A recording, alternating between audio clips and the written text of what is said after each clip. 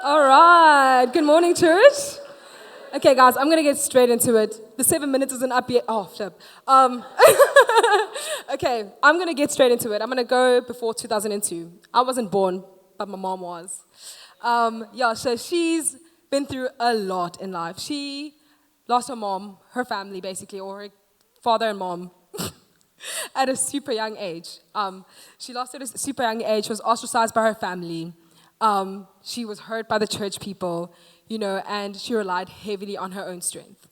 And then 2002 came along, and I came along. What a blessing. What a blessing. My mom named me, she decided to have a kid, in fact, so I was planned, thank God. She decided to have a kid, and she named me Siphe. Siphe means a beautiful gift. My mom poured everything into me. And in return, I thought, surely I pour everything into her. I had to live up to that name.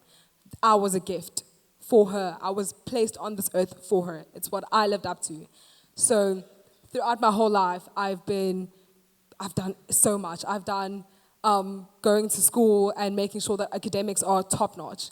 I've gone into sports and made sure that my sports is excelling as well. I've gone to church, even though she didn't go to church, but I would go on my own and be like, surely that's not anything wrong. I'm trying to believe in something bigger and better. And I'd go on my own, I'd walk and everything from the age of 9. So I was trusting in a lot before I even knew I was trusting in anything. So my mom, she's, like I said, she's been through a lot. And I think a lot of the times I just thought, she's never going to get through anything. I thought, surely I live for her. And I went into university. I was still on fire. I was evangelizing. I was part of the youth team there. I was at church. I was doing so much, and wow, great times. And then, I graduated at the end of 2024, and I go back home, and reality hits. My mom is still in that same boat that she was in before I was born. So that's a hard pill to swallow because I thought I'd done everything. So is everything that I'd done in vain? And then I had to decide. I had to make a decision at the middle of last year. Am I just going to continue doing what I'm doing in my own strength, or am I going to walk in obedience? And so I decided, okay, Lord, this is yours. Let's do it. And my obedience, what I heard previously, or rather in this series, is that obedience is believing in something, is saying yes to something bigger without even seeing it, right? And I thought, okay, let's do it. Let's do it with you now, I guess. Come along then. So I decided to serve. Now, get stuck in a church. I'm now away from Stellenbosch University. Now I'm in Cape Town. Find life changes. I'm like, immediately, let's serve. Let's get into it. Let's go into youth. So my obedience looked incredibly practical. It was get into youth, serve at church, smile, pray consistently like my life depended on it, because it did. My mom is my whole world. My siblings are trusting that I'm going to stand up and be there for them as well. But I'm trusting in something bigger than myself. This is something way huge. And I was going into battle. This was a lot because I'm working my first big girl job as well. It's a lot. But heck, this is a battle. I'm in war. And God promised me victory, right? And so I decided to just continue getting stuck in. And I got stuck in.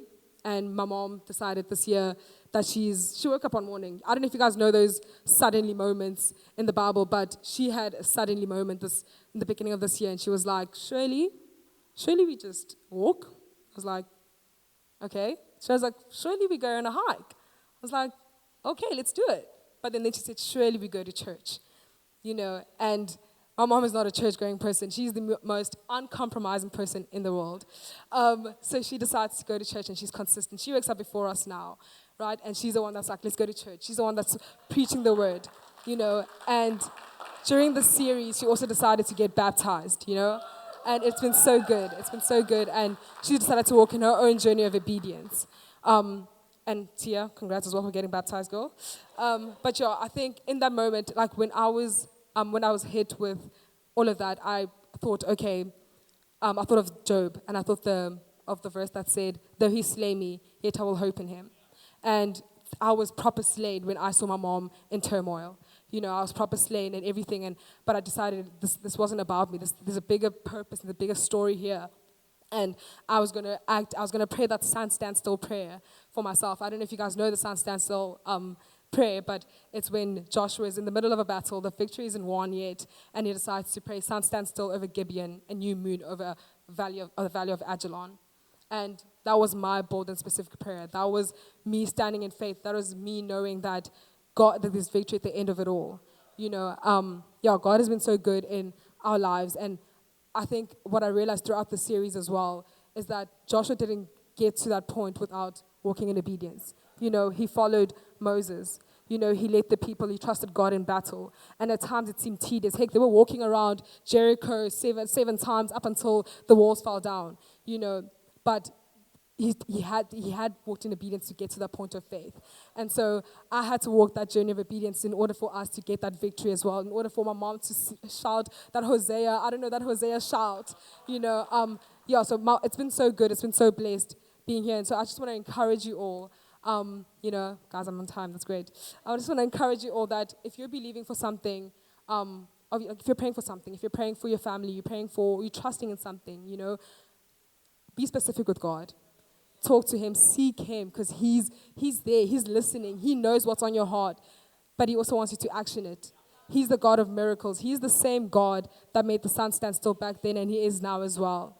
And I think that's what I realized throughout, just standing in faith for my mom, standing in faith for something bigger than myself. This isn't about me. This is about Jesus infiltrating in my heart, infiltrating in my mom's heart. There's so much order in our family now, and there wasn't order before. My siblings are also serving, so it's so good. God is so good, and I just want to say thank you, guys.